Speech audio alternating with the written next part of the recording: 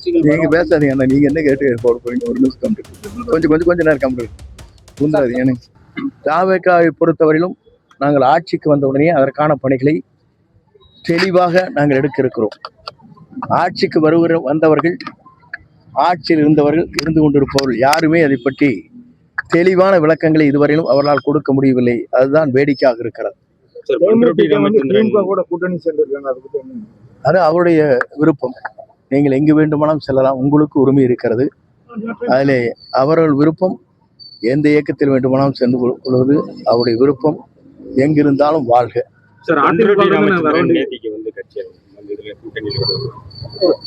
ஒவ்வொருவரும் ஒரு இயக்கத்தை ஆரம்பிக்கிறார்கள்.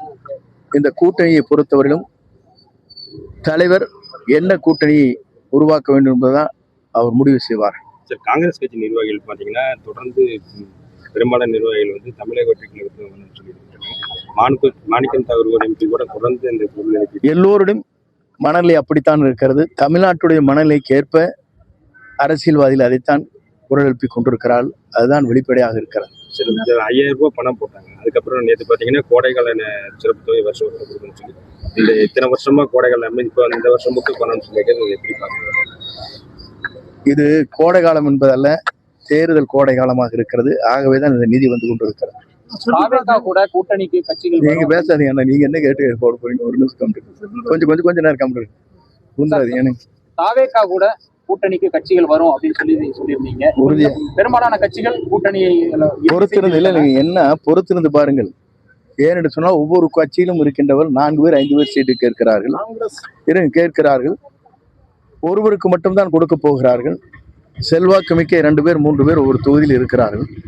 அப்போதுதான் வெளியே யார் வருகிறார், யாரோடு யார் சேரப்போகிறார் என்பதை நீங்கள் பார்க்க போகும். அதிமுகவிலிருந்து இன்னும் வருவாங்க முன்னாள் அமைச்சர்கள் அப்படின்னு இல்ல நீங்க அதுதான் பொறுத்திருந்து பாருங்க. நான் ஏன் சொல்றேன்னா, எதையும் வெளிப்படையாக பெயரை குறிப்பிட்டு சொல்ல இயலாது.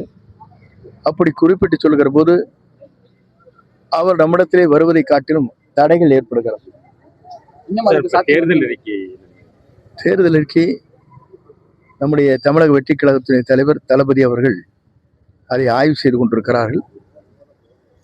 எல்லோரும் தேர்தல் அறிக்கையை வெளிப்படுத்தியதற்கு பிறகு நம்முடைய தேர்தல் அறிக்கை பொறுத்தவரையிலும் தெளிவாக மக்கள் எதிர்காலத்தை நோக்கி பயணம் செய்வதற்காக எதிர்கால தமிழகத்தை ஆளக்கூடிய தேர்தல் அறிக்கையாக அவர் உருவாக்கி கொண்டிருக்கிறார். அது தமிழக மக்களை வியக்கத்தக்க அளவிற்கு அது இருக்கும்.